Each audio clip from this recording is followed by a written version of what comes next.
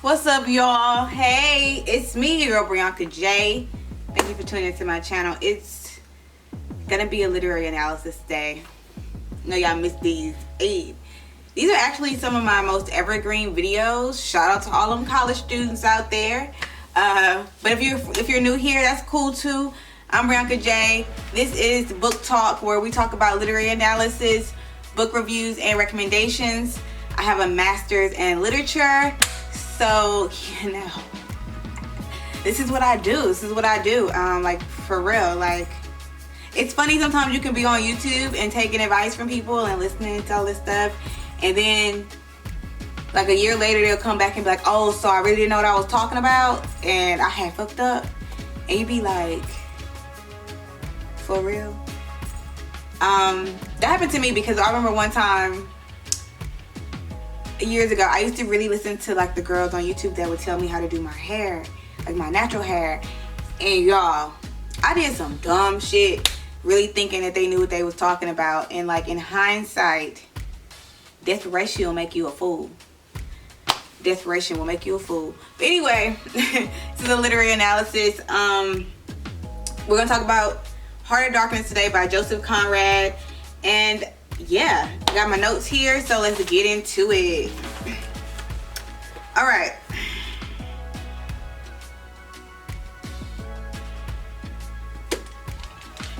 Okay, so it's two things I want to talk about today. I want to talk about the actual Heart of Darkness, right? But I also want to talk about Chinua Achebe's response to Heart of Darkness.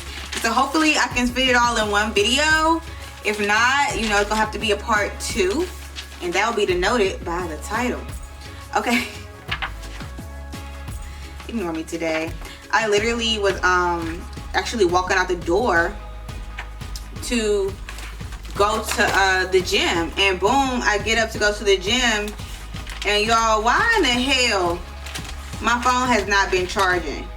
It hasn't rang, but it hasn't been charging. So I wouldn't be able to, like, you know, all in the gym. I was like, anyway, so now I was on 2%, so I figured, what's the best use of my time? Go to YouTube, do some work. Don't just sit around looking stupid or fucking reminiscing about some bullshit. So I came over here. All right, so let's talk about Heart of Darkness. Joseph Conrad. So I got my literary theory notes right here. And so let's see. The first thing I wrote about was genetic memory, that mankind tendency in the way of his parents or closest relative. Mankind tendency in the way of his parents or his closest relatives. And then I put the theory, and I also said it came from Jung, Eliot, and then Conrad kind of made it into a novel that we could kind of go back and reference. And then I also have this synopsis of the first 17 pages here. So the discussion just of this first 17 pages, and it really suggests a colonial perspective here. He says germs of empires, right, which he calls parasites. And then he says the dark places of the earth. And he's referring to the Middle Ages of Europe to say, and this also, which gives the inclination that the Congo and London have similarities. So in the first 17 pages, Joseph Conrad is like, I know old Europe, I know this new Africa, and these two places aren't so different, right? And then he says the Romans conquered England when it was wildness, which also shows foreshadows the conquering that's about to come happen in the Congo. Okay, so we have 5 men on a sailing, y'all. We have an accountant, a lawyer, Marlow, the narrator, and the director of companies. And all men went unnamed. The only person who is named is Marlow, suggesting that others have little to add to the story. Like, they're there, but like, who cares? Okay, and then so I have here, wreck mostly means taking it away from those who have different complexions or slightly flatter noses than ourselves. Marlow identifies his anti-colonial views. So that's Marlow speaking in response to how conquering works. And that goes back to the white man's burden, right? And so Marlow's job is to replace the previous captain who has died in a dispute with the natives. And the dispute was supposedly over 2 black hens. Definitely comes off as a euphemism for black women to me, but what do I know? And he says knitting black wool here as well. And I write about the psychological approach. They are knitting his face as the tapestry of life. And this is modern view showing obscure fate, right? And it can be interpreted as Congo representing a worldwide issue of colonialized feats. Like, we're focused on the setting of the Congo, but we could put this story anywhere in the world and we're gonna see the same damn shit, because we all know Europe was like conquering shit left and right. What a weird thing to want to do. Like, maybe I never really understood why they wanted to do, like, I don't know, maybe I'm a different type of person. Like, though I want to like make my life or whatever, I don't need a country. Like, I don't need to come take your shit. Like, but baby Lord, with resources, but like, why we couldn't just pay for it? But you know, I'm a different, I don't know, call it what you want, because I would be willing to trade myself. Anyway, so we have this modern protagonist, Marlow.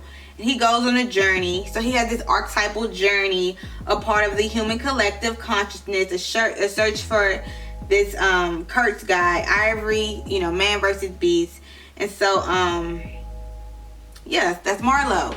So he's going on a hero's journey. I think I've talked about this I have a video about the hero's journey by Joseph Campbell that you can refer to if you're not familiar with it.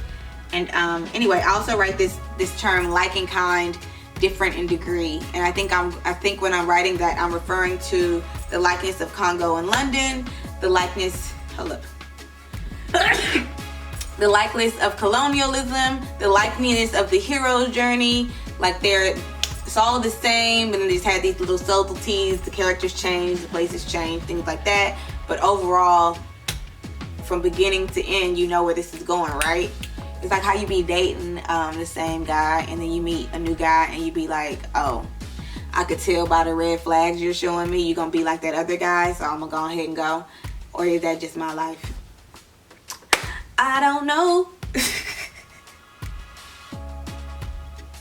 But anyway, so I also put here that Marlow is not a traditional hero. 1, he's not Greek.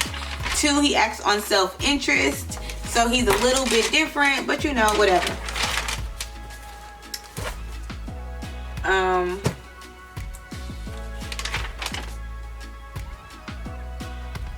Yeah, so this is what I'm saying about Heart of Darkness, basically those first 17 pages. But Heart of Darkness in itself is this, if I can give you a quick summary, is this book where he chronicalizes the events that happen in Africa. And the guy is telling it, like I said, Marlow, this very, the narrator is also kind of non-colonialist. He just documents it, right? He just tells it how he sees it. But he said he uses some fucked up language. He uses some bad language. He says like savages and he calls the people uncivilized, and how he describes black people, hens, stuff like that. So Achebe did get on his ass, which I'll go into. But what he's pretty much saying in the book in itself, theoretically, is about the ills of colonialism and how it also destroys the man, right? Like, it destroys the conquered, but it also destroys the conqueror in a sense. Not to the same degree. Like, the fact that they went over there and were building prisons and literally was locking black people up for their behavior in their own country is fucking ludicrous. But he also talks about how the people in Europe were dying and how shit was really bad, but they were pretty much sending home these letters and this propaganda of heroship and wealth and conquering and things going well. 1, to keep their job. 2, to continue their expedition into slavery and like the exploitation of a person's body for material gain. And then, you know, they would have to sell their wives bullshit. And so interestingly, at the end, you hear the narrator going back and basically telling Kurtz, his fiance or some bullshit like that, his wife or fiance, he pretty much lies to her, and he's like, dang, should I tell her like her husband really wasn't the man she thought he was? Like, does she need to know like that he had like this African wife in the Congo, or should I just kind of let things be? And he ends up lying to her and pretty much painting this picture of heroship in her mind, even though that's not who he was. And so that's pretty much the theory. The ills of colonialism is what you really are going to get in this book, and pretty much the 17 pages kind of wraps that up. But you know, we got to read the book. And it gets interesting once you get past like for me, once I get past like the language of the time, I can really get into it. Like once I get not past it, but settled into like that language, because you know it's written a little bit different. But get past that and the book does get good. But so what I want to talk about now is Achebe, because if you guys are talking about Heart of Darkness, you guys are definitely going to talk about Achebe. So if you about to, if you're doing bad in class, just bring it up, and you can just switch the whole subject up in class. Who else does that? I will take that shit off topic if I need. No, don't do that. It's fucked up. I knew. Don't do it unless you absolutely have to. But anyway, so no, okay. Achebe is Chinua Achebe, the guy that wrote Things Fall Apart. He responded to Heart of Darkness in a very passionate way, and the reason is because he's writing about Africa. As we know, Achebe is from Nigeria, and so when he's reading the book, as I said, some effed up language comes about how he describes black people. He's like, even though you're writing this, and I'm sorry, I feel like I'm talking so fast. Take a breath. Okay. So Achebe's like, even though you're supposedly writing this anti-colonialist text, where everything you're saying about the people here is very racist. Like every description you have is insulting and belittling to the people and the culture and the richness that is the Congo. Like what you're describing is a falsehood in itself, even as you try to position it as a pacifist way of ending, you're still as guilty almost. So it was interesting. And so what I write here is that Achebe uses denunciating colonialism as a tool, but then it asks what tenets define colonialism? Does the critic go too far, or do they go far enough? So this is what I write. And then I put here Achebe's essay on Heart of Darkness, challenging Conrad with like pretty much baseness in response to his treatment of Africans in the text. And they want to know, does Achebe overlook certain pieces of the work? They want to know, they pretty much say he goes too far, because his attack pretty much says you're racist, your criticism is just as bad, right? And he's saying, this is trash and I can't believe you put it out, you're a fucking racist. And when he wrote this, I remember I wrote this dissertation that pretty much argued that Achebe had taken an interesting approach, and he was giving a biased evaluation based on the star effect, I believe. And then, you know, and I really got upset, and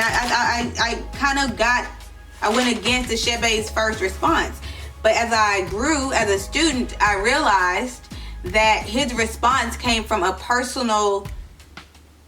was very personal. You're describing my culture, my people, and my country in such a way that is disruptive and damaging to our reputation in the long run. Like, no matter if you're trying to kill colonialism to this day, you know what I'm saying, the work, how you are leaving people's impression of Africa is negative and disturbing and lacks the